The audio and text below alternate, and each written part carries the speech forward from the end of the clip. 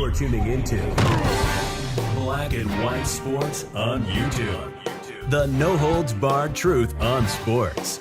The main event starts now. All right, Black and White Sports supporters. Well, we're going to talk about Angel Reese and, well, why she shouldn't be even, I don't think she should even be in the discussion for WNBA Rookie of the Year, but that's where we're at because, again, the woke media is starting to run a propaganda train out there trying to get Angel Reese elevated. I thought that her triple-double, and I'm talking about Caitlin Clark's, would have squashed some of that. And instead, it seems that in much of the same way as some of these Democrats have doubled down on not running Biden out of office because, well, he's not fit, well, the woke media has doubled down on trying to elevate Angel Reese into the Rookie of the Year discussion. It's sort of baffling.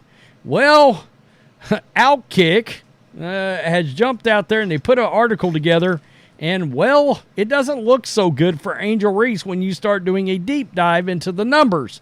In fact, it's pretty ugly. And it makes you wonder, should there be a second person out there that is actually in second place for Rookie of the Year and not her? I don't know who it would be. In my opinion, nobody's close. We'll look at a little reaction to this article from fans, too, because one fan did point something out, and I think very rightfully so, as we get ready to go into this article. And I'll just, I will read this to you because I think it says a lot. All right? If Angel had a season-ending injury, it wouldn't affect anything.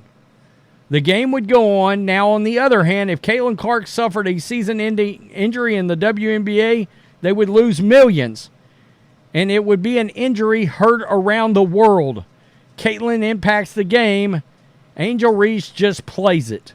And I think that is a very valid argument in the situation. It does.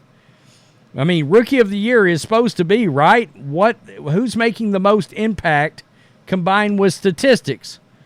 Well, I think it's clear, especially when it comes to wins and losses, because that was a putrid Indiana Fever team, that Caitlin Clark is moving the needle in all kinds of ways. So, let's dig into this Outkick article. It seemed like a foregone conclusion that Caitlin Clark would win the WNBA Rookie of the Year pretty much the moment the Indiana Fever selected her with the number 1 overall pick in April. But there's a rising discussion about the number 7 overall pick, Chicago Sky's rookie Angel Reese, as the potential winner of the award.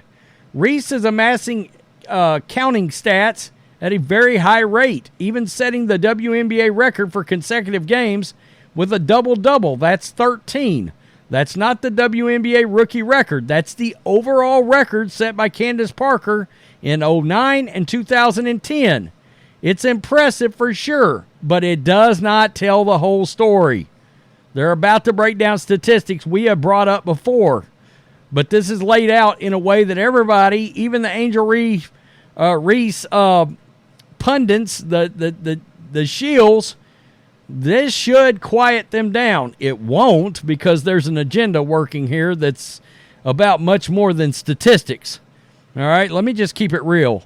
It's checking boxes. All right, it's skin color. That's all there is to it. There is an agenda against Caitlin Clark right now. We know why. She's straight, she's white. We get it. The problem is that many of Reese's rebounds come from her own missed layups.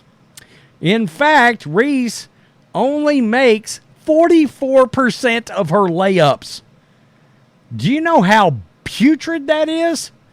44% of her own layups. She's attempted 185 layups this season. 40 of them have been blocked. Wow. Seriously. There's another stat in here that's jaw-dropping. That's not a strong figure for someone who is often called one of the best post players in the league despite being a rookie. Plus, if she were really as strong in the post as some people would like you to believe, wouldn't she have more block shots of her own? Reese has blocked 7 opponent shots this season, less than 1 block for every 2 games that she plays. For reference, Caitlin Clark has 17 blocks this season. Clark is a guard who is 4 inches shorter than Reese. Reese ranks outside the top 40 in the league in blocks per game, which again doesn't scream, quote, disruptive interior presence. Clark actually ranks 16th in the league, folks, out of the top 40 in blocks. Think about that for a minute. Caitlin Clark has considerably more block shots than Angel Reese, who's 4 inches taller. I mean, if that doesn't scream something to you, I don't know. That's not disruptive. Yeah, that's not a disruptive inside presence.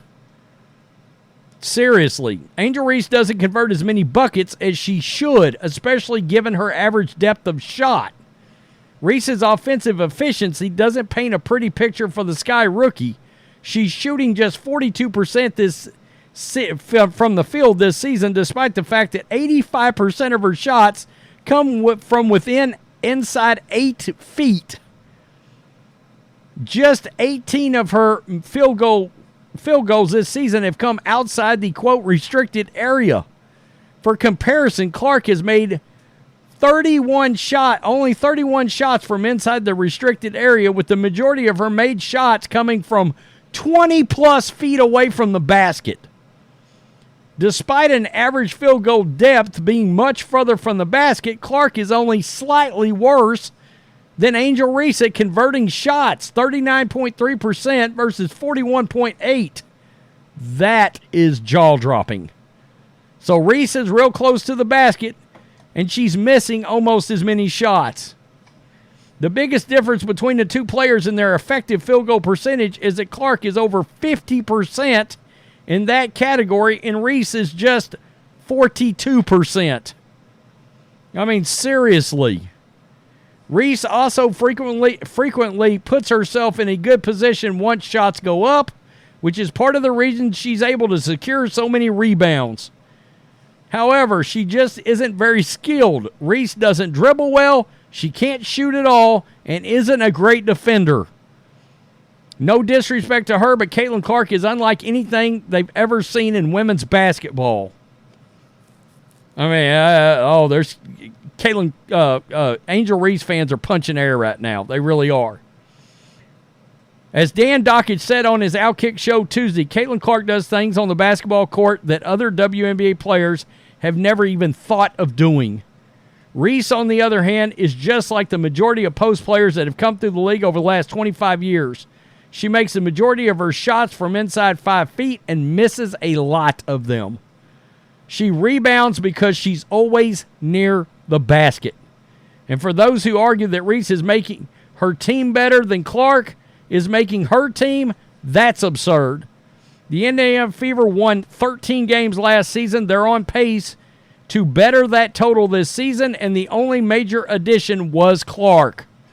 The Chicago Sky, on the other hand, added Reese and Camila Cardoza, yet they're on pace to lose more games this season than last year.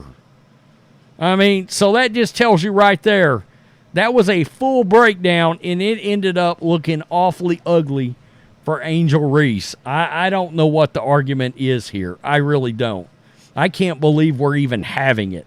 I mean, what is it? 16, 6 rebounds, 7+ assists for Caitlin Clark, 17 block shots, and people will bring up, yeah, but her turnovers. Okay, on what, half of them? How many have been passes directly into her hands of teammates? And they have fumbled them? They've botched them? They've missed the pass completely? I mean, seriously, and how many assists would she actually get if some of those blatant passes that are inside for layups would actually get made by her teammates? It wouldn't shock me if she'd be averaging 9, 10 assists a game right now. She might be averaging a double-double for the season. I mean, come on. I mean, honestly, be critical in your thought process on the statistics and actually watch the games. It doesn't take an expert to realize, hey, if her teammates could fill the passes, that are made to them and make the layups and make the shots, her statistics would look better and her turnovers wouldn't be so high. Nobody brings that up. I mean, just not nearly to the point that they need to be brought up. Every time somebody brings up turnover, I mean, there's video compilations now of teammates fumbling balls that were counted as turnovers to Caitlin Clark, okay? Tell me what you think, guys. Peace. I'm out. Till next time. Thanks for watching the show. Be sure to like, comment, and subscribe. Be sure to tune in next time on Black and White Sports.